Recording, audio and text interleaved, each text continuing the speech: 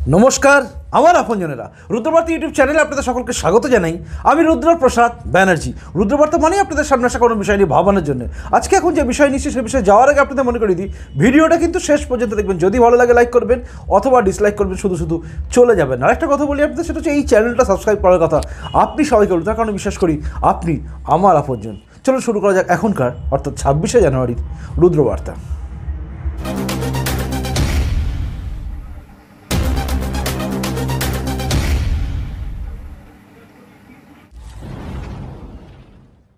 গণতান্ত্রিক দেশ ভারতবর্ষে আজকে গণতন্ত্র দিবস বা প্রজাতন্ত্র দিবস 26শে জানুয়ারি।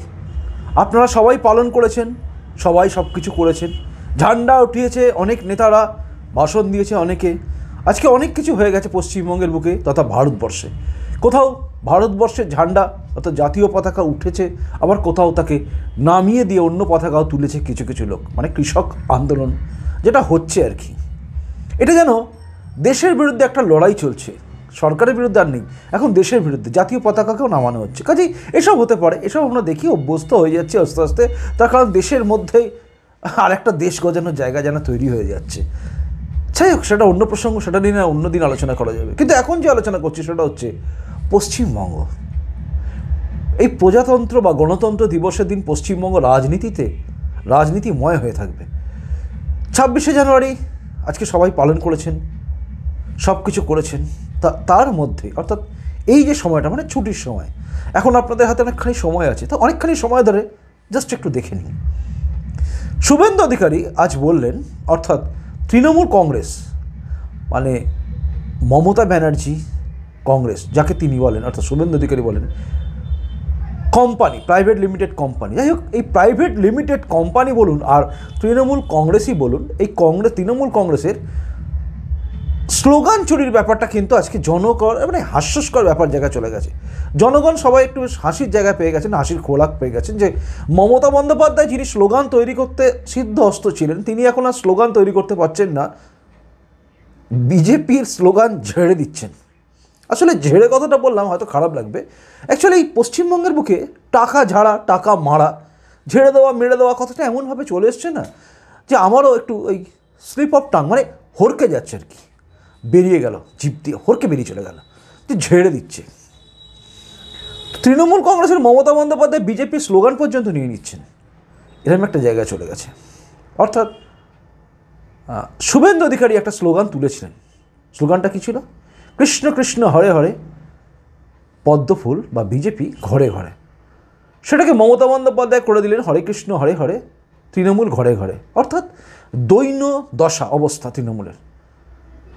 আর এই প্রসঙ্গে খুব ভালো কথা বলেছেন, না আমি বলছি না, শুভেন্দু অধিকারী বলেছেন যে তৃণমূলের আর কৃষ্ণ কৃষ্ণ হরে হরে বলার জায়গায় নেই, এখন বলহরি হরি বল, মানে শেষ যাত্রা, অন্তিম যাত্রা হয়ে গেছে। দেখুন, মমতা বন্দ্যোপাধ্যায় এবং তার ভাইপো অর্থাৎ অভিষেক ব্যানার্জি বিভিন্ন দিকে সভা করে বেড়াচ্ছেন এবং বেশ জোর কণ্ঠেই বলে বেড়াচ্ছেন। পিসিও বলছেন তুই কি টাকা দিয়েছিস যে হিসেব চাইবি প্রধানমন্ত্রীকে। আবার অভিষেক ব্যানার্জি মানে ভাইপো বলছে তোর কিছু ক্ষমতা থাকলে করে থাকা, মানে এটা শুভেন্দু অধিকারী, অর্থাৎ তুই তুকারি। শুভেন্দু অধিকারী ভালো কথা বলেছেন যে 18 বছর আমি হচ্ছে বয়সে বড়, তবুও আমাকে ওইভাবেই বলছে, অর্থাৎ শিক্ষা মানে তিনি বলছেন এই কালচার আর কি। মানে তিনি বলেছেন এক বাঁশ ঝাড়ের আলাদা বাঁশ তো হয় না, মানে মমতা বন্দ্যোপাধ্যায় যা বলেছেন তিনিও তাই বলছেন। এটা আমার কথা নয়, এটা শুভেন্দু অধিকারীর কথা। কথা খারাপ, কথা ভালো, কোনটা খারাপ এগুলো বিচার হবে আগামী দিনে। অর্থাৎ যখন এই রাজ্য এইরকম একটা উচ্ছৃঙ্খল একটা সরকারের হাত থেকে বেরিয়ে যাবে, যখন বিজেপি আসবে, এই মুহূর্তে ভারতীয় জনতা পার্টি আসবে কি আসবে না সেটা কেউ আর ভাবছে না। হ্যাঁ, ভাবানোর আবার নামা হয়ে গেছে, তথাকথিত শিল্পীরা নেমে পড়েছেন। গতকাল আমার একটা ভিডিও ছিল এই বুদ্ধিজীবীদের বিরুদ্ধে, অনেকেই বলেন এদের দুর্বুদ্ধিজীবী, তা যাই হোক আমি এদেরকে শিল্পী বলি। তাই শিল্পীরা প্রতিবাদে নেমেছেন, বেশ ভালো লাগছিল শুনতে এদের বক্তব্য। দেখুন, তাদের ক্লিপিংস আমি দিচ্ছি না, কারণ আমি এদেরকে বয়কট করে দিয়েছি, এদের ছবি দেখাবো না। তো যাই হোক, কৌশিক সেন তো বলেই দিলেন আমার কাছে বিজেপির চেয়ে মানে তৃণমূলের চেয়ে বিজেপি ভয়ঙ্কর। তিনি তৃণমূলের বিরুদ্ধে একটা কথাও কোনোদিন বলেননি, আজও বলেননি, আগামী দিনেও বলবেন না, নিশ্চিন্তে থাকি আমরা। জয় গোস্বামী জয় শ্রীরামটা রামচরিত মানুষের মধ্যে খুঁজছিলেন, রামায়ণে জয় শ্রীরাম খুঁজছিলেন। যাই হোক, তিনি খোঁজেন, তার খোঁজার জায়গা থাকে, তারা কবি, সবই শিল্পী আর কি। ভালো লাগছিল, অনেকে অনেক কথা বলছিলেন।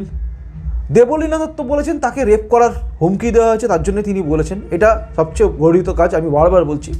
কিন্তু অদ্ভুত লাগে কি জানেন, যখন এই রেপ করার হুমকিতে এত বিচলিত সমাজ যখন নেমে পড়ে, এই সুশিক্ষিত, কতটা শিক্ষিত আমি জানি না, কিন্তু সুশিক্ষিত শিল্পী মহল যখন নেমে পড়ে, তখন খালি একটা জিনিস চিন্তা হয়, এই বাংলায় ধর্ষিতা হয়ে যাওয়া সেই মাগুলোর কথা মনে আছে, সেই মেয়েগুলোর কথা মনে আছে? কেউ নামেননি আপনারা, অর্থাৎ ধর্ষিতা হয়ে গেলে কেউ নামেননি। আজকে আপনাদের দিকে কেউ বলেছে বলে আপনাদের এত গায়ে লেগেছে, নেমেছেন। আমাকে একজন জ্ঞান দিয়ে দিলেন, দিলীপ ব্যানার্জি, তিনি দেখলাম আমাকে বলেই দিয়েছেন, আপনার বাড়িতে যদি হতো আপনার মা বোনেরা কী করতো, আপনাদের বোঝা গেছে আপনারা এই ধর্ষণকে সমর্থন করছেন। উনি আমার বক্তব্যের মধ্যে কোথায় আমি ধর্ষণকে সমর্থন করলাম খুঁজে পেলেন কি করে জানি না, আসলে এরা এইসব শিল্পীর বাড়ির লোক আর কি, তো এরা খুঁজে পেয়ে গেছে আমার লেখার মধ্যে। যাই হোক, আমার বলার মধ্যে খুঁজে পেয়ে গেছে। দিলীপ ব্যানার্জি মানে যিনি লিখেছেন আর কি গতকালের ভিডিও, আপনাকে বলে রাখছি, কান খুলে শুনে রাখুন। ধর্ষণ তো অনেক দূরের কথা, আমার চোখের সামনে কোনো মেয়েদের দিকে গালাগালি দিলে তাকে পিটিয়ে দিই আমি, রত্নাকর জীবনের কথা বলে, এখন আর নয়। আর আমাকে আপনাদের এই তৃণমূল সরকার দিয়ে দেয় মহিলা শ্লীলতাহানির কেস, মানে আপনার দিদিরা, আপনার দিদির দল। তো ওইসব ছ্যাবলাফোনা কথা দিয়ে আমাকে লাভ নেই, আসল সত্যি কথায় যাই, সেটা হচ্ছে এরা রাস্তায় নামে প্রতিবাদ করে, কিন্তু ধর্ষিতা কোনো হয়ে গেলে তাদের বিরুদ্ধে একটা লাইন বলে না। একজন সাংসদও খুব বললেন, কিন্তু খুব মনে পড়ে যায় পার্ক স্ট্রিট রেপ কেসে কারোর একজন বন্ধুর কথা পাওয়া গেছিল, জানি না সেই বন্ধু সে কি কোথায় কি হয়েছে না হয়েছে সেসব জানি না, কিন্তু সে সময় শোনা গেছিল কে ছিল পার্ক স্ট্রিট কাণ্ডের ধর্ষণে, গণধর্ষণে সরি গণধর্ষণে কে ছিল, কাকে খুঁজে পাওয়া যাচ্ছে না। তখন কি মুখ খুলেছিলেন এই তথাকথিত শিল্পীরা? না, তখন সবাই চুপচাপ ছিলেন।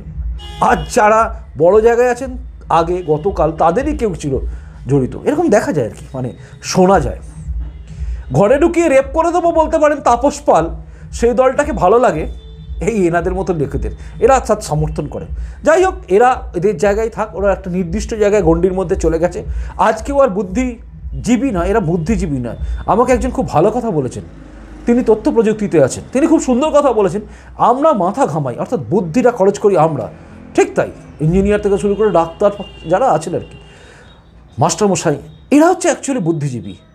মুখে স্নো পাউডার মাখলাম, লিপস্টিক লাগালাম, বা কেউ লিপস্টিক লাগালাম না, সিনেমার সামনে অং বং চং ঢং করলাম, 2-4 লাইন কবিতা লিখলাম, বেচলাম তো আমার টেকনিক। বুদ্ধি তো সেই মাস্টারমশাই লাগান, যাই হোক, বুদ্ধি তো সেই ইঞ্জিনিয়ার লাগান, বুদ্ধি তো সেই সায়েন্টিস্ট লাগান, যারা সত্যিকারের বুদ্ধিজীবী। সেই পাড়ার সেই ঘাড় নিচু করে চলা মাস্টারমশাইটা বুদ্ধিজীবী, কারণ তার বুদ্ধিতে সমাজ উন্নতি হয়। এরা তো বুদ্ধি বেচা, মানে এরা এই বুদ্ধিগুলো বেচতে জানে। যাই হোক, এদের কথা বাদ দিলাম, ছেঁচড়াদের কথা ছেঁচড়া জায়গায় থাক। আসল কথা আসে রাজনীতিতে। শুভেন্দু অধিকারী কিন্তু দত্তহীন কণ্ঠে বলে দিলেন, কি বললেন একবার শুনুন। কর্মী টিকা চুরি করে 2জন এমএলএ 1জন এক্স এমএলএ নিয়েছে। আমার বাড়ির কাছে পঞ্চায়েত সমিতির চেয়ারম্যান নার্সের 2টো টিকা নিয়ে সে আর তার স্ত্রী ফুড়ে নিয়েছে। আর গতকাল হুগলির পরশুরাতে গিয়ে এদের নেত্রী বিজেপি স্লোগান চুরি করেছে। আমি 24 ডিসেম্বর বলেছিলাম, কৃষ্ণ কৃষ্ণ হরে হরে, কৃষ্ণ কৃষ্ণ হরে হরে, কৃষ্ণ কৃষ্ণ হরে হরে। কালকে গিয়ে নকল করছে, হবে না কিছু, খাটে উঠে গেছে। এখন কৃষ্ণ হরে হরে বললে হবে না, এখন একমাত্র শব্দ বলতে হবে হরি বল হরি বল হরি বল, আর উপায় নেই। নৌকা ফুটা হয়ে গেছে, জল ঢুকছে, বাঁচানোর কোনো উপায় নেই, আর উপায় নেই। আমি বলেছিলাম কি, ওই যে তোলাবাজ ভাইপোর কার্টুন বলেছিলাম, লাল চুল কানে দুল, তার নাম যুবা তৃণমূল, হাতে সোনার মাকড়ি, গলায় গরুর যে পাঘা তার মতো হার, 10টা আঙুলে 14টা আংটি, 2টা 3টা করে 1.5 লাখ টাকা করে দামের আইফোন, আর ছোট লিডার হলে স্করপিও, বড় লিডার হলে ফরচুনার, পায়ে 8 লক্ষ টাকা দামে 8,000 টাকা থেকে 20,000 টাকা দামের লোটো জুতা। শুনেন আপনারা, মজার কথা কি জানেন? মমতা বন্দ্যোপাধ্যায় বক্তব্য রাখছেন হুগলিতে, গতকাল বক্তব্য রেখেছেন, আজ দেখছি প্রবীর ঘোষাল, না এনার নামে কিন্তু কোনো কাদা নেই, আবারও বলছি, কদিন পরে আবার এনার নামে সুদীপ্ত সেন বা কেউ লিখে দেবে হয়তো জেলে বসে, আমার থেকে নিয়েছে 1 কোটি টাকা প্রবীর ঘোষাল, লিখতে পারেন, কারণ এখন লেখানো চলছে, চাই লেখানো চলুক আর লেখানো হোক। প্রবীর ঘোষাল কিন্তু একটা কথা বলে দিয়েছেন যে তিনি এই পচা মুখগুলো, মানে পচা কিছু মুখ আছে তাদের কথা তিনি বলেছেন, তার কথা যদি ভিডিওগুলো আপনার ইন্টারভিউগুলো দেখেন, তার যেগুলো তিনি প্রেস বিজ্ঞপ্তি দিয়েছেন সেগুলো দেখতে পারেন, আপনারা দেখলে বুঝতে পারবেন যে তিনি কী বলেছেন। তাকেও বলা হবে, কারণ তিনি তার দলীয় যে সমস্ত পদ ছিল পদগুলো ছেড়ে দিয়েছেন, বিধায়কের পদ তিনি এখনও ছাড়েননি এবং তিনি ছাড়বেন না বলেছেন। তার কারণ হচ্ছে বিধায়কের সই ছাড়া কোনো কাজ হয় না বলে, যে জায়গায় তিনি জিতেছেন তাদের জন্য বিধায়কের পদ ছাড়েননি। আর এটা ঠিক পয়েন্ট, একদম ঠিক পয়েন্ট। অর্থাৎ তিনি যদি বিধায়কের পদ ছেড়ে দেন তাহলে সেখানকার জনগণ যারা তাকে ভালোবাসেন, আর তিনি বলছেন আমি এখানকার ভূমিপুত্র, তার বাড়ি দুর্গাপুজোর 500 উপরে 550 বছরে হয়ে গেছে দুর্গাপুজো, মানে সেখানকার তিনি ভূমিপুত্র, তিনি একজন ভালো সাংবাদিক, তার গায়ে আবারও বলছি কোনো দুর্নীতির পাঁকের গন্ধ লাগেনি এখনও। তিনি আবার যখন চলে আসবেন আবার হয়তো তার পাঞ্জাবিতে কালো পাঁক দেওয়ার চেষ্টা করা হবে, অর্থাৎ ঝেড়েছে কালো টাকা সাদা টাকা। তিনি ভালো বলেছেন যে কালো টাকা সাদা করার যদি ব্যাপার থাকতো, যদি কিছু কালো টাকা পেতাম আমি, তাহলে আমি জনগণের কাছে বিলোতে পারতাম, মানে কাজ করতে পারতাম। যাই হোক, কাজ করার জন্য উত্তরপাড়ার বিধায়ক পারলেন না, হয়তো তিনি এবার পারবেন। আমার কথা উল্টো নেবেন না, আপনারা আবার আমার কথা ধরে নেন। আমি শুভেন্দু অধিকারী যখন বলেছি না, আপনারা কেউ বিশ্বাস করেছেন, কেউ বিশ্বাস করেননি, ভেবেছিলেন আমি ভুল বলছি, কেউ বলেছেন ইঙ্গিত দিয়েছি। আবার প্রবীর ঘোষাল বললাম মানে আপনারা ইঙ্গিত নিয়ে নিলে এটা করবেন না, কিন্তু এটা আপনার নিজের দায়িত্ব, আমার দায়িত্ব নয় বাবা। তো যাই হোক, বলছিলাম বৈশালী ডালমিয়া থেকে শুরু করে প্রত্যেকে। তো পরশুরা যখন গিয়ে হুগলিতে ভাষণ দিলেন মমতা ব্যানার্জি, তখন তার পরের দিন একজন কমলো। এনারা যেখানে যেখানে ভাষণ দেবেন সেখানে সেখানে লোক কমবে, মিলাতে থাকুন আপনারা। গত পরশু দিনের ভাষণ যারা শুনেছেন, অভিষেক ব্যানার্জির ভাষণ এবং তার বিশ্লেষণ করে আমার যে ভিডিওটা আছে, যদি দেখে থাকেন জানবেন তৃণমূলে থাকা লোকগুলো পর্যন্ত এখন পর্যন্ত চিন্তায় পড়ে গেছে। ঠিক আমি যে ভাষা বলেছিলাম সেই ভাষায় কথা বলেছেন শুভেন্দু অধিকারী। তিনি কি বলেছেন একবার শুনে নিন। কালকে তোলাবাজ ভাইপো কি বলেছে, বলেছে শুভেন্দু ঘুষখোর। আমি বলি ভাইপো, হ্যাঁ বাবু সেটা পরে বলছি, বলতে বল। 3টে কথা বলেছে, একটা হচ্ছে ঘুষখোর, একটা হচ্ছে মধুখোর, মধু না মদ নয়, মধুখোর, 10 বছর মধু খেয়েছে, আর বলেছে বিশ্বাসঘাতক, আর বলেছে কি সরকার আমি চালাই না। আপনাকে বলি মাননীয় তোলাবাজ ভাইপো, প্রথমত এই ধরনের ফেরেববাজ চিটিংবাজ খুব কম আছে। ছোট বয়স থেকে হাত পাকিয়েছে কি করে চিটিংবাজি করতে হয়। আপনারা এখন ওকে এমবিএ লিখতে দেখেন? কেউ এমবিএ লিখতে দেখেন না? এমবিএ নিয়ে লিখেছিল প্রাক্তন মন্ত্রী গৌতম দেব, বলেছিল দিল্লিতে এরকম কোন ইউনিভার্সিটি নেই যেখান থেকে এমবিএ পেয়েছে। ও লিখে না, উনাকে যিনি আদরে দুলাল করেছে আদরণীয়া, তিনিও ডক্টরেট লেখেন না। চিটিংবাজি শুরু ছোট বয়স থেকে, হাত পাকিয়েছে চিটিংবাজিতে। বলেছে আপনাকে খবর কাগজ মুড়ে কিছু একটা নিতে দেখা গেছে। আরে বলি মাননীয় ভাইপো, আপনার বড় জ্যাঠা সুব্রত মুখার্জির কি হবে? আপনার মেজ জ্যাঠা মাস্টারমশাই সৌগত রায়ের কি হবে? আপনার পিসি মণি কাকলি ঘোষ দস্তিদারের কি হবে? আপনার কাকু ববি হাকিমের কি হবে? আরো বলবো? আমি তো প্রথম থেকেই বলেছি, ওই ম্যাথুকে টাকা দিয়েছে কে? কেডি সিং। আর কেডি সিং কে লাগিয়েছে কে? এই তোলাবাজ ভাইপো। প্রমাণ করে দিয়েছি, ভবিষ্যতেও প্রমাণ করব। কথা 27 নভেম্বর আমি মন্ত্রিসভা থেকে পদত্যাগ করেছি। 1 ডিসেম্বর জেলে থাকা সুদীপ্ত সেনকে দিয়ে চিঠি লিখিয়েছে। জেলে থাকা সুদীপ্ত সেনকে দিয়ে কে লিখিয়েছে? জেলের দায়িত্বপ্রাপ্ত একজন আইপিএস মিস্টার পান্ডে, পুরো নামটা বললাম না, মিস্টার পান্ডে। তাকে লিখতে বলেছে কে? নবান্নে বসে থাকা জিবি সিং বলে একজন আইপিএস অফিসার, তাকে লিখিয়েছে। তাকে লিখতে বলেছে কে? ভাইপোর একজন মোটা অ্যাডভোকেট আছে, তার ড্রাফটিং।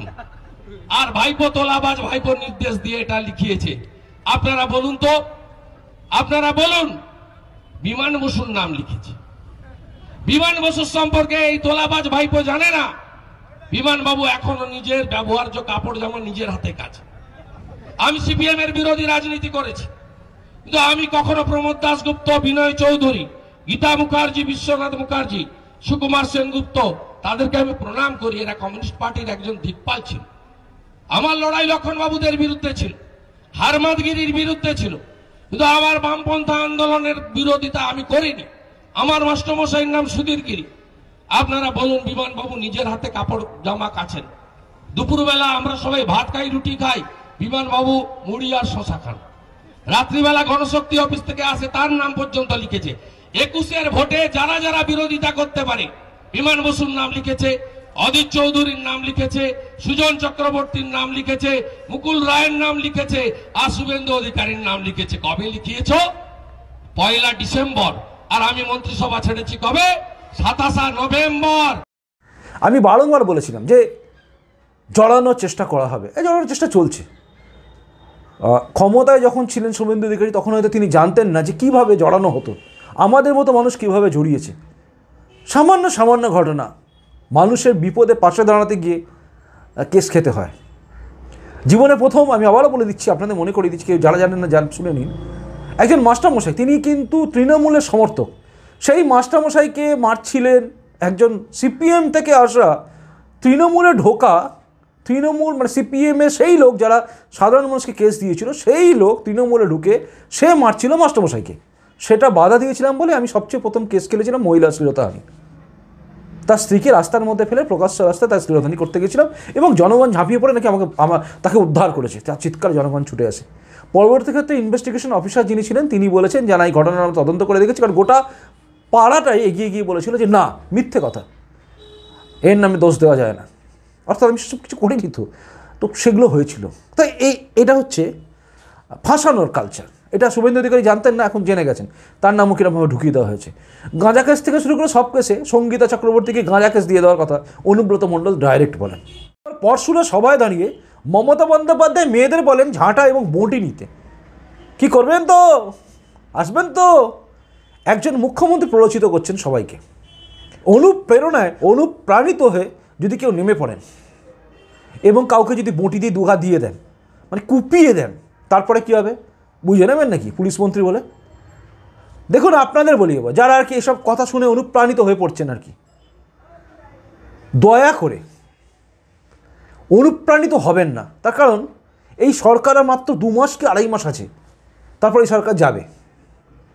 তারপর যে পুলিশগুলোকে দেখছেন আজকে লিখছে, মানে তৃণমূলের হয়ে লিখছে, সেদিন বিজেপির হয়ে তারা লিখবে। আমার কথা লিখে রাখুন, একদিন বামফ্রন্টের হয়ে কেস দেওয়া পুলিশগুলো কিন্তু এখন তৃণমূলের হয়ে বামফ্রন্টের লোককে কেস দেয়, মানে দিত আর কি। এখন বামফ্রন্টকে কেউ দেয় না, কারণ এখন বামফ্রন্ট সেই জায়গায় নেই বলে দেয় না, এখন বিজেপির লোকদের দেয়, আর যারা বিজেপির হয়ে বলে তাদের দেয়। আগামী দিন এই পুলিশই কিন্তু ঘুরে যাবে, কাজে সেদিন আপনি পড়বেন বিপদে। অর্থাৎ আজকে যারা মারবেন সেদিন তারা পড়বেন ফাঁপড়ে, কারণ বিরাট কেস খাবেন।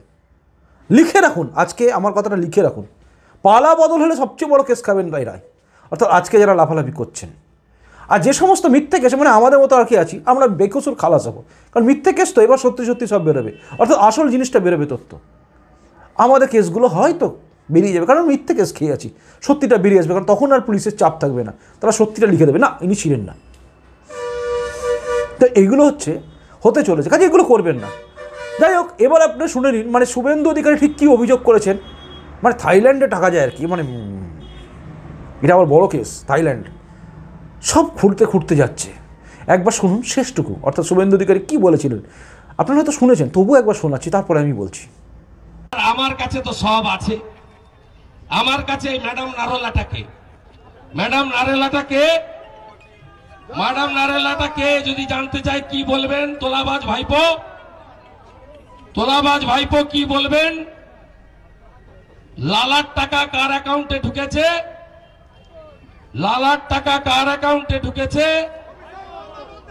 লালার টাকা কার অ্যাকাউন্টে ঢুকেছে আমি দেখাচ্ছি আপনাদের, আমি আপনাদের দেখাচ্ছি। লিখে রাখুন, ব্যাংকটার নাম হচ্ছে Kasikorn bank of Thailand, Thailand.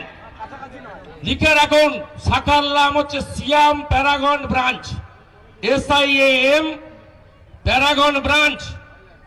ওখানে আমাদের ভারতে যেমন টাকা বলা হয় না রুপি, থাইল্যান্ডে কি বলা হয়? ভাট। প্রত্যেক মাসে 36 লক্ষ টাকা করে ঢুকেছে, রসিদটাও আছে। কে ম্যাডাম নারেলা? কে ম্যাডাম নারেলা? কে আপনারা জেনে যাবেন।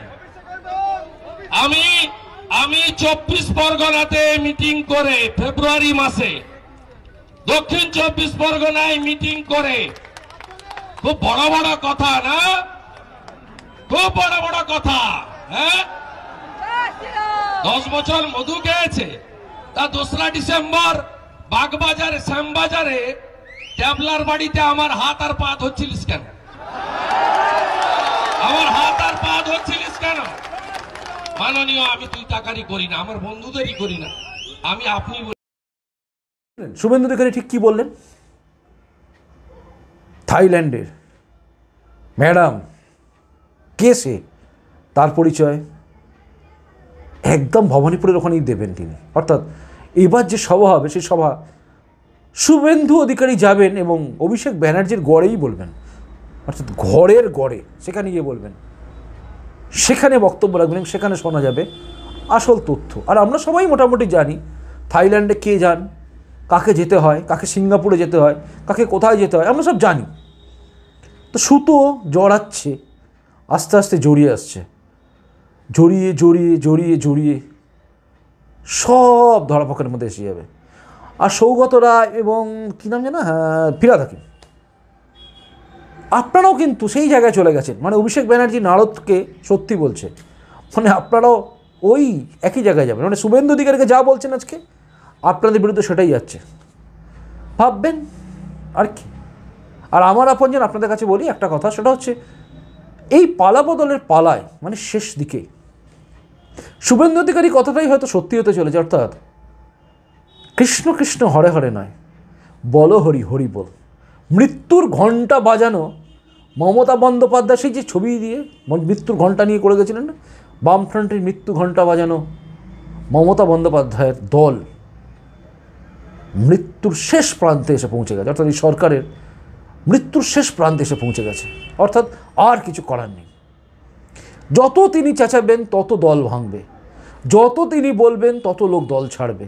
কারণ অভিষেক ব্যানার্জি যেভাবে লাফাচ্ছেন, যেভাবে বলছেন, তুইতুকারিতে নেমে গেছেন, তাদের বডি ল্যাঙ্গুয়েজ মমতা বন্দ্যোপাধ্যায়ের এই যে খেই হারানো, অর্থাৎ বিজেপির স্লোগান নিয়ে নেওয়া, এটা বুঝিয়ে দিচ্ছে মমতা বন্দ্যোপাধ্যায় এবং অভিষেক ব্যানার্জির কথা বাদ দিলাম, মমতা বন্দ্যোপাধ্যায়ের কথাই বলি, মমতা বন্দ্যোপাধ্যায়ের এই যে স্লোগান নিয়ে নেওয়া, এটা বুঝিয়ে দিচ্ছে মমতা বন্দ্যোপাধ্যায় সেই জায়গায় নেই যেটা তিনি ডিসিশন মেকার ছিলেন। অর্থাৎ তার যে সৃষ্টিশীলতা, এই যে তৈরি করা স্লোগান, সেটা জায়গায় তিনি নেই। তিনি নিজেকে পাহারাদার বলছেন। এটাও চৌকিদার নরেন্দ্র মোদীর জন্যই প্রযোজ্য ছিল। আমি পাহারাদার না, পাহারাদার থাকলে আমফানের টাকা কেউ মেরে দিতে পারত না, পাহারাদার থাকলে চাল চুরি হতো না, পাহারাদার থাকলে ডাল চুরি হতো না, পাহারাদার থাকলে রোহিঙ্গারা বাংলাদেশ থেকে এখানে ঢুকে পড়তে পারতো, বাইরে থেকে ঢুকে পড়তে পারতো না। এটা বহিরাগত জায়গা বলতেন না দিল্লির লোকেদের। না, পাহারাদার আপনি নন। শুধু শুধু পাহারাদার বলে পাহারাদার হওয়া যায় না। পাহারাদার হতে গেলে মোদিজি, অর্থাৎ আমার বাসায় যিনি সন্ন্যাসী রাজা, তার মতো হতে হবে। অর্থাৎ যার জন্যে সবার গর্ব হয়। এই বাংলার কিছু তথাকথিত ওই শিল্পী আর বাম, তৃণমূল আর কংগ্রেসের হার্ডকোর, মানে যারা একদম ওটা ছাড়া কিছু বোঝেন না, তারা ছাড়া বাকি সবাই মনে নেয়। বহু কংগ্রেসি লোককে দেখেছি মোদিজির প্রশংসা করতে। বহু তৃণমূলের নিচু স্তরে কর্মীকে দেখেছি মোদিজির প্রশংসা করতে। তো আসল সত্যি এটাই। তো চলুন, এটাই ছিল আজকের বার্তা। আসি, ভালো থাকবেন। আগামীকাল আবার সকালবেলা থেকে রুদ্রবার্তা, সকালে বার্তা থাকবে এবং অন্যান্য বার্তা থাকবে। কাজেই ভালো থাকবেন, সুস্থ থাকুন এবং রুদ্রবার্তা এইভাবে রোজ দেখুন আর আমার পাশে থাকুন। আর চ্যানেলটাকে সাবস্ক্রাইব করার কথা বলবেন। আসি, নমস্কার, বন্দে মাতরম, ভারত মাতার জয় হোক, জয় হিন্দ।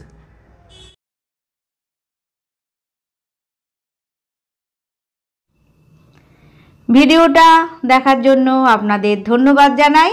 ভালো থাকুন, সুস্থ থাকুন, রোজ দেখুন রুদ্র বার্তা।